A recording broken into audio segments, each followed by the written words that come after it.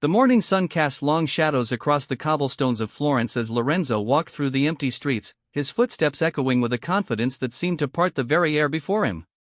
Unlike the hurried, uncertain gait of those who would soon fill these same streets, his movement carried the weight of absolute conviction. This was not the swagger of arrogance, nor the false bravado of insecurity masked. This was something far more profound. This was the walk of a man who had systematically destroyed every trace of weakness within himself, leaving only an unshakable core of purpose and will. In the shadows of the Palazzo Vecchio, where Niccolò Machiavelli once penned his observations on power and human nature, the truth of this principle continues to manifest itself daily. The world, with all its chaos and competing forces, operates according to invisible laws that favor those who understand a fundamental reality. Doubt is the enemy of action, and weakness is the invitation for destruction. Yet what separates the truly powerful from the merely ambitious is not their ability to project strength, but their willingness to engage in the most difficult battle of all, the complete annihilation of their own limitations. The concept that when one walks without doubt, the world moves aside, is not merely philosophical rhetoric but a practical observation of how reality responds to unwavering certainty. This principle, combined with the understanding that the man who destroys his weak self can never be destroyed by others, forms the foundation of a philosophy that has guided conquerors, innovators, and leaders throughout history. It speaks to something deeper than tactics or strategy. It speaks to the fundamental transformation of being itself. Consider the nature of doubt as it manifests in human behavior. Doubt is not simply uncertainty, it is the active corrosion of will. When a person approaches any endeavor with doubt, they telegraph their internal conflict to the world around them. Others sense this hesitation like predators sense wounded prey. In boardrooms, on battlefields, in negotiations, and in personal relationships, doubt creates invisible cracks in one's armor that others instinctively exploit. The doubting person creates space for opposition simply by their uncertainty, inviting challenges that might never have materialized in the face of unshakable conviction. The businessman who enters a negotiation with doubt about his position finds that his counterparts push harder, demand more, and respect him less. The general who questions his strategy in the middle of battle creates chaos in the ranks, as uncertainty spreads like contagion through the chain of command. The artist who doubts their vision produces work that feels hollow and unconvincing to audiences. In each case, it is not external circumstances that create failure, but internal weakness manifesting as doubt that opens the door to defeat. Yet the elimination of doubt is only the beginning of true strength. The deeper work lies in the systematic destruction of weakness itself, all those aspects of personality, habit, and character that serve as impediments to one's highest potential. This destruction is not a violent rejection of humanity but rather a careful pruning that allows the strongest elements of character to flourish unimpeded. Marcus walked through his office building with the kind of presence that made conversations halt mid-sentence. Employees stepped aside in the hallways not out of fear, but out of an instinctive recognition of focused power. 5 years earlier, Marcus had been a different man, entirely plagued by self-doubt, seeking approval from others, making decisions based on what he thought people wanted to hear rather than what needed to be done. The transformation had begun on a Tuesday morning when he looked in the mirror and realized that every failure in his career could be traced back to one source: his own weakness. The process of self-destruction that Marcus underwent was not dramatic or sudden. It was methodical, almost surgical in its precision. He identified every habit, thought pattern, and emotional response that served his weakness rather than his strength. The need for constant validation from colleagues was carefully dismantled through deliberate practice in making decisions without seeking input. The tendency to avoid difficult conversations was eliminated by forcing himself into increasingly challenging situations until conflict became as natural as breathing. The habit of making excuses was destroyed by accepting full responsibility for every outcome, regardless of external circumstances. What emerged was not a different person, but the essential Marcus stripped of everything that had been hiding his true nature. His colleagues noticed the change immediately, though they couldn't articulate exactly what had shifted. His words carried more weight, his decisions were implemented with less resistance, and opportunities began to present themselves with startling frequency. The world had not changed around Marcus. Marcus had changed his relationship to the world by eliminating the internal conflicts that had previously created external resistance. This principle operates according to psychological and social dynamics that are as consistent as physical laws. When a person eliminates doubt from their mental framework, they move through the world with a clarity of purpose that others find both compelling and somewhat unsettling. This clarity creates what appears to be luck but is actually the natural result of focused intention meeting prepared opportunity. The person without doubt sees possibilities that others miss because they are not distracted by internal conflict. They act on these possibilities with speed and conviction because they have eliminated the hesitation that paralyzes others. The social dynamics are equally predictable. Human beings are evolutionarily programmed to follow confident leadership and to challenge perceived weakness. In every social interaction, people unconsciously assess the strength and certainty of those around them. This assessment happens within seconds and influences everything from romantic attraction to business partnerships to casual friendships. The person who has eliminated doubt and weakness from their character sends clear signals of competence and reliability that others respond to automatically. Sarah discovered this principle during her transition from middle management to executive leadership. For years, she had been competent but unremarkable, always second-guessing her instincts and seeking consensus before making decisions. Her breakthrough came when she realized that her careful, consultative approach was actually a sophisticated form of weakness, a way of avoiding responsibility by spreading it among others. She began making decisions with incomplete information, trusting her judgment and accepting the consequences. She stopped explaining her reasoning unless asked and stopped seeking validation for her choices. The change in how others responded to her was immediate and dramatic. Senior executives who had previously overlooked her began including her in strategic conversations. Her team, which had often seemed lukewarm in their support, became noticeably more engaged and productive. Clients who had been shopping around for alternatives renewed their contracts without negotiation. Sarah had not acquired new skills or knowledge, she had simply removed the barriers that had been preventing her existing capabilities from manifesting fully. The destruction of the weak self is not about becoming hard or callous. It is about becoming authentic and undiluted. Weakness, in this context, is not sensitivity or compassion. These can be tremendous strengths when they come from a place of genuine power rather than insecurity. Weakness is the collection of fears, doubts, limiting beliefs, and self-defeating behaviors that prevent a person from expressing their highest capabilities. The weak self manifests in countless ways: the tendency to people-please at the expense of one's own values, the habit of making decisions based on fear rather than opportunity, the compulsion to seek approval from others rather than trusting one's own judgment, the pattern of avoiding responsibility when outcomes are uncertain, the reflexive self-doubt that questions every instinct and insight. These patterns create internal friction that dissipates energy and creates external resistance that blocks progress. When these patterns are systematically identified and eliminated, what remains is not a diminished person but a concentrated one.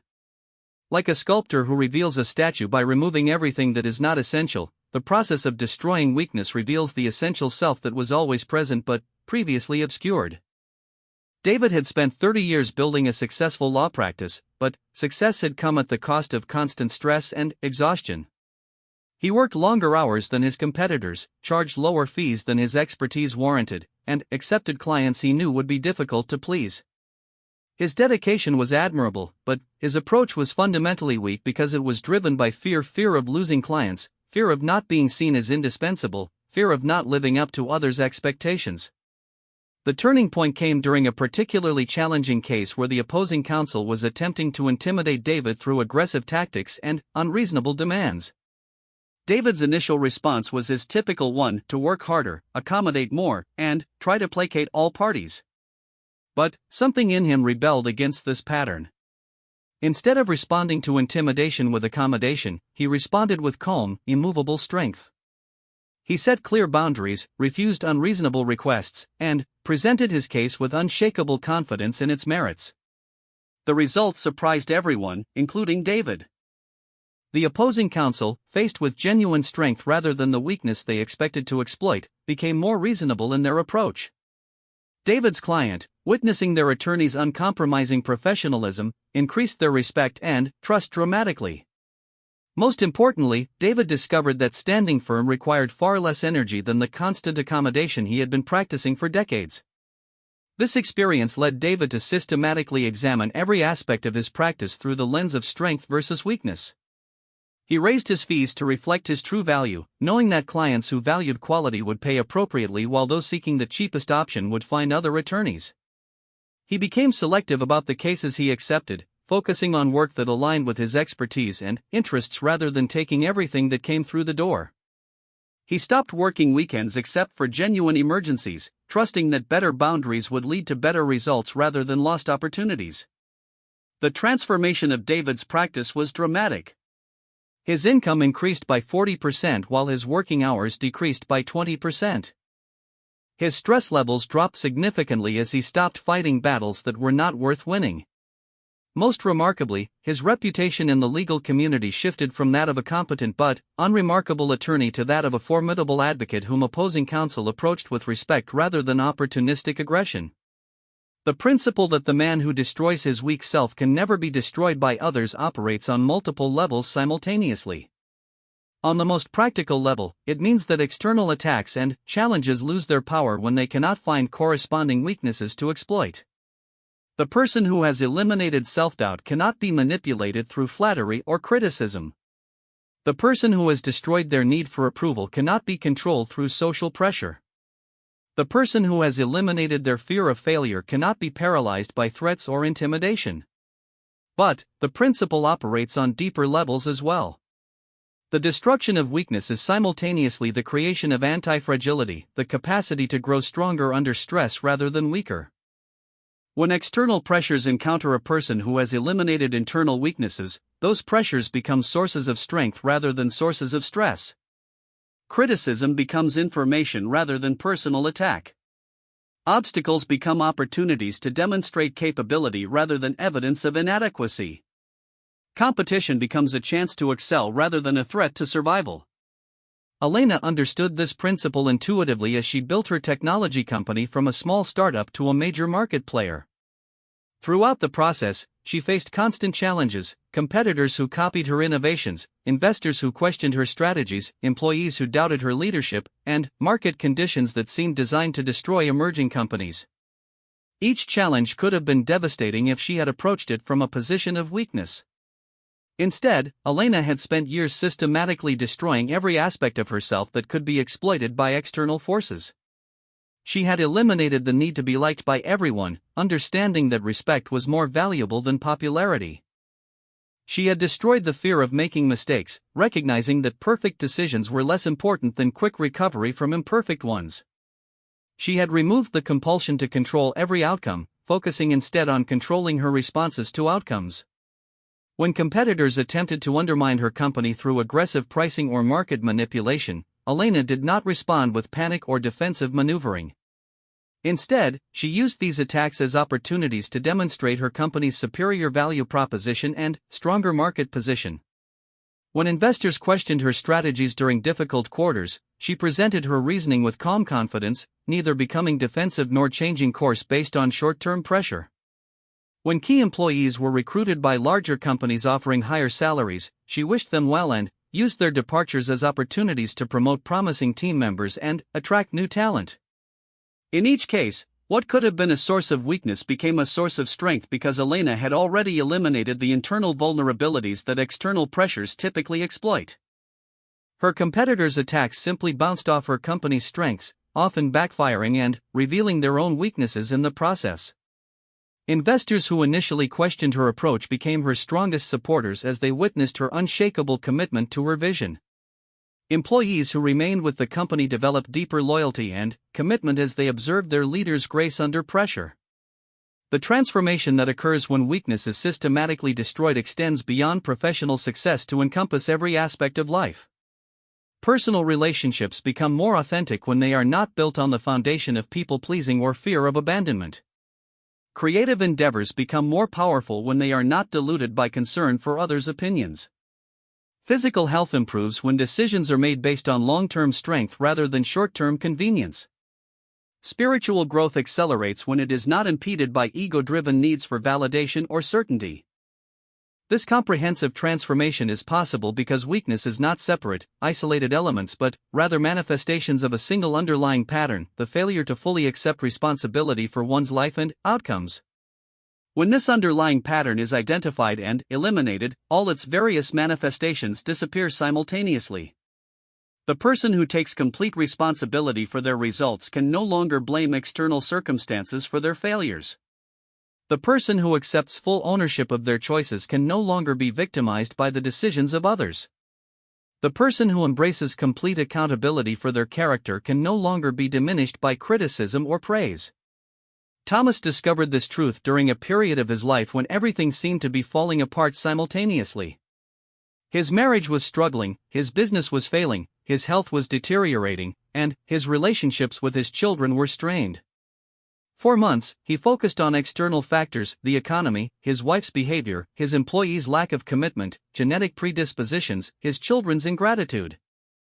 Each external factor provided a convenient explanation for his difficulties, but none provided a path to resolution. The breakthrough came when Thomas realized that his focus on external factors was itself a form of weakness, a way of avoiding the difficult work of examining his own contribution to his problems.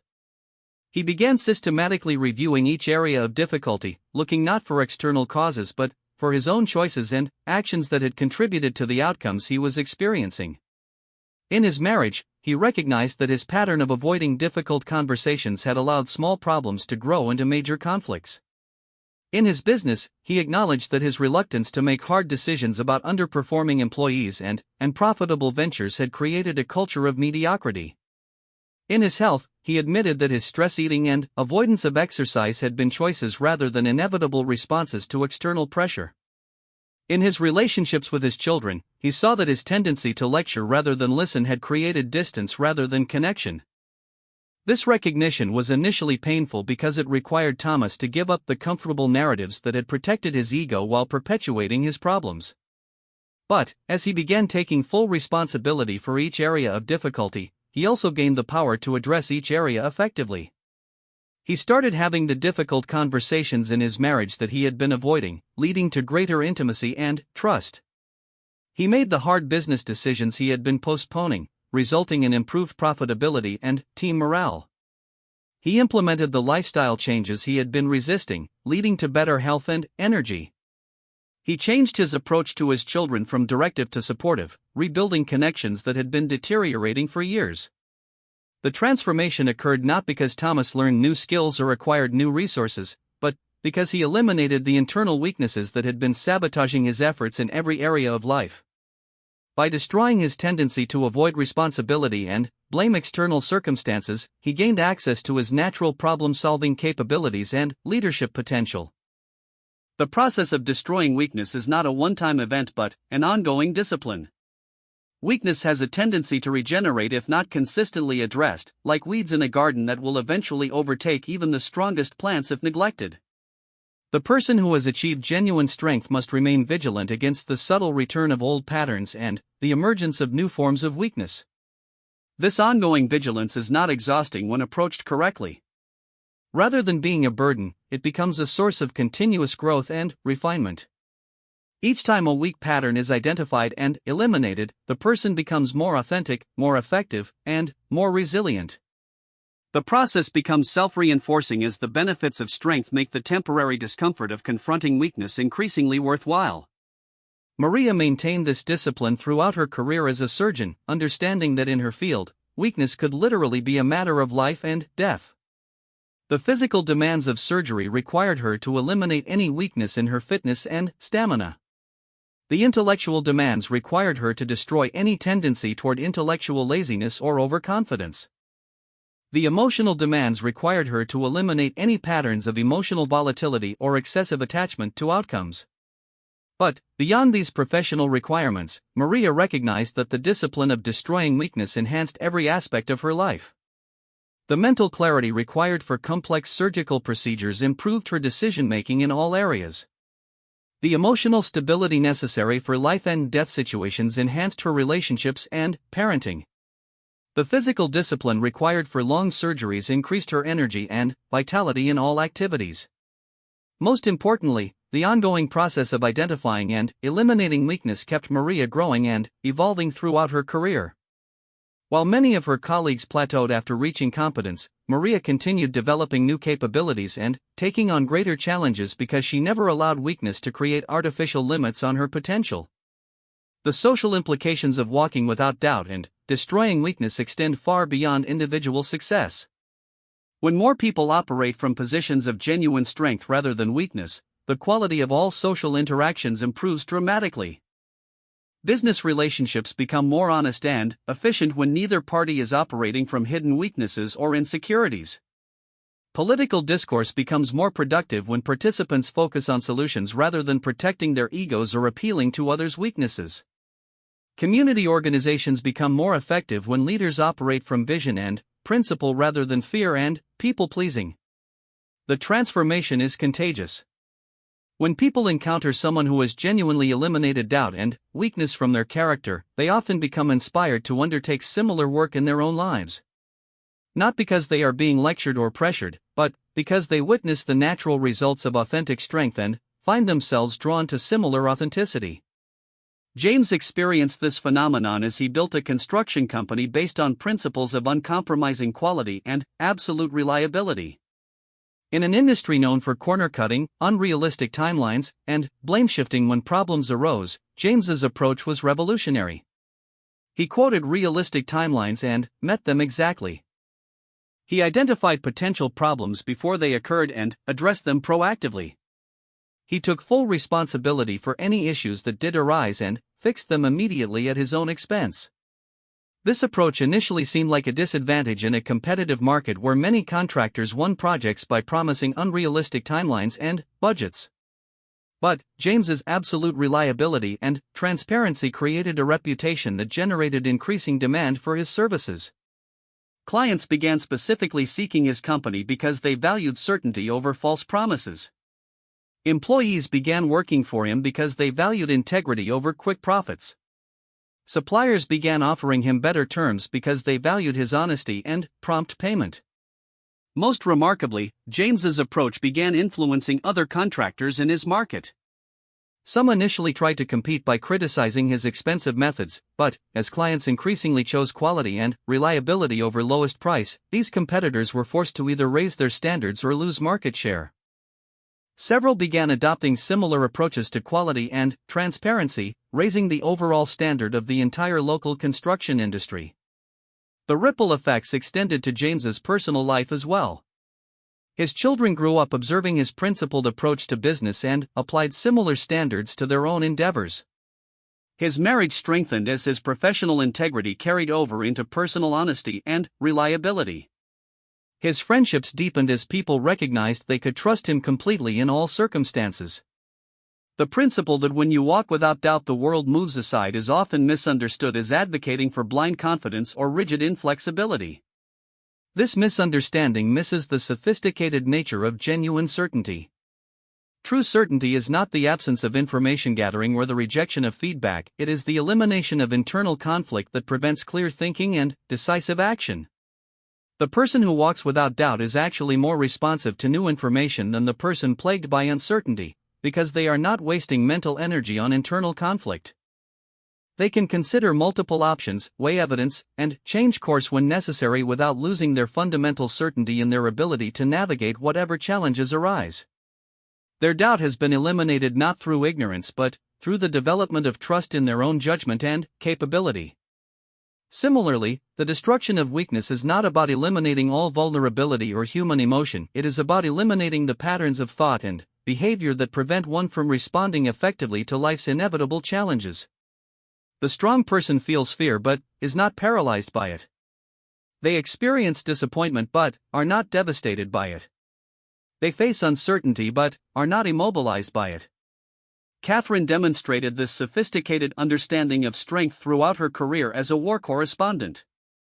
Her work required her to operate in extremely dangerous and unpredictable environments where doubt or weakness could be fatal. But her strength was not based on fearlessness or emotional numbness, it was based on the systematic elimination of all internal patterns that could compromise her judgment or effectiveness. She felt fear in dangerous situations, but she had eliminated the tendency to be paralyzed by fear. She experienced emotional responses to the suffering she witnessed, but she had destroyed any patterns of being overwhelmed by those emotions. She faced constant uncertainty about political situations and personal safety, but she had eliminated the internal doubt that would prevent her from making necessary decisions quickly and effectively. This sophisticated strength allowed Catherine to do work that others found impossible, not because she was naturally braver or more talented, but because she had systematically removed all internal obstacles to accessing her natural capabilities. Her reporting was more accurate because she was not distracted by internal conflict. Her relationships with sources were more productive because she was not manipulated by her own insecurities. Her physical safety was enhanced because she could trust her instincts without second-guessing herself in critical moments. The long-term implications of these principles extend to the fundamental question of human potential. Most people operate significantly below their natural capabilities not because they lack talent or opportunity, but because they carry internal contradictions and weaknesses that dissipate their energy and create external resistance to their efforts. The systematic elimination of these internal obstacles represents perhaps the most efficient path to extraordinary achievement and deep life satisfaction. The process requires a willingness to engage in honest self-examination that many find uncomfortable. It demands the courage to acknowledge patterns and behaviors that have been providing short-term comfort while creating long-term problems. It necessitates the discipline to maintain new patterns of thought and action until they become natural and automatic. But, for those willing to undertake this work, the rewards are transformational. External circumstances that once seemed overwhelming become manageable challenges. Opportunities that were previously invisible become obvious possibilities. Relationships that were previously strained by hidden weaknesses become sources of mutual strength and support. Work that was previously exhausting becomes energizing. Life that was previously reactive becomes consciously creative. Robert experienced this transformation during his 50s, after spending decades in what he considered a successful but unfulfilling career in corporate finance. He had achieved external markers of success: high income, prestigious position, respect from colleagues, but felt increasingly disconnected from his work and uncertain about his purpose. His attempts to change directions had been half-hearted and unsuccessful, always ending in a return to familiar but unsatisfying patterns. The shift began when Robert recognized that his inability to make a significant career change was not due to external constraints but to internal weaknesses that he had been unwilling to confront. His fear of financial insecurity prevented him from taking calculated risks that could lead to greater satisfaction. His need for others' approval kept him in roles that impressed people but did not engage his deeper interests. His attachment to his professional identity made it difficult to imagine himself in different contexts. Robert began systematically dismantling these internal obstacles. He reduced his financial commitments to the point where he could afford to take calculated risks with his career. He stopped making decisions based on what others expected and began focusing on what truly engaged his energy and interest. He began defining himself by his values and capabilities rather than his job title or industry position. The transformation was gradual but profound. As Robert eliminated his internal obstacles, external opportunities began presenting themselves. Conversations led to consulting opportunities that were more interesting than his corporate work. Projects emerged that allowed him to combine his financial expertise with his growing interest in sustainable business practices. Relationships developed with people who shared his evolving values and vision. Within 2 years, Robert had transitioned from corporate employment to running his own consulting firm focused on helping companies integrate social and environmental responsibility into their financial planning. His income initially decreased, but his job satisfaction increased dramatically. More importantly, he discovered that work aligned with his authentic interests and values required far less effort than work he had been doing primarily for external validation. The principles of walking without doubt and destroying weakness had transformed not just Robert's career but his entire approach to life. Decisions that had previously required weeks of agonizing became clear and straightforward. Relationships became more honest and fulfilling as he stopped trying to be what he thought others wanted. His marriage improved as his wife experienced him as more present and authentic. His friendships deepened as he stopped maintaining connections that were based primarily on social convenience. As the sun set over Florence, Lorenzo completed his evening walk with the same confident stride that had carried him through the morning streets. But now the cobblestones reflected not emptiness but the bustling activity of a city fully engaged in the business of life. Merchants closing their shops, families gathering for dinner, artists pursuing their crafts in the golden light, all of them navigating their own relationships with doubt and strength, weakness and power. The principles that guided Lorenzo's steps were not exclusive to him or to any particular era or culture. They are available to anyone willing to undertake the challenging but transformative work of eliminating internal obstacles to their highest potential. The world continues to move aside for those who walk without doubt, and it continues to be unable to destroy those who have first destroyed their own weakness. The choice, as always, belongs to each individual. The path requires courage, discipline, and a willingness to let go of comfortable patterns that no longer serve growth and authenticity. But, for those who choose this path, the destination is not just personal success or external achievement, it is the profound satisfaction of living as the fullest expression of their capabilities and character. In a world that often seems chaotic and unpredictable, these principles offer a source of stability and power that comes from within rather than from external circumstances. They provide a methodology for turning challenges into opportunities, obstacles into stepping stones, and potential into reality. They represent perhaps the most practical and immediately applicable wisdom available to anyone seeking to create meaningful change in their life and in the world around them.